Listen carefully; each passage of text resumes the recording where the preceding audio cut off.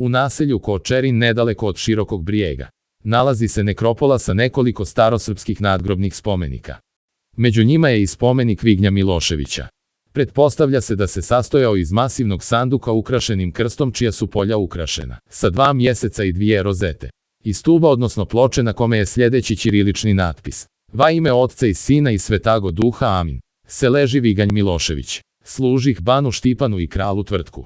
I kralu Dabiši i kralici Grubi i krala Ostoju. I u to vrijeme doide i svadi se Ostoja kral s Hercegom. I z Bosnom i na ugre poje Ostoja. To vrijeme mene Vignja doide končina.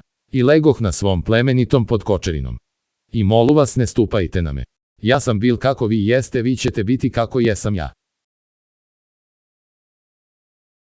Ploča sa natpisom se nalazi u zbirci starina katoličke župe Kočerin.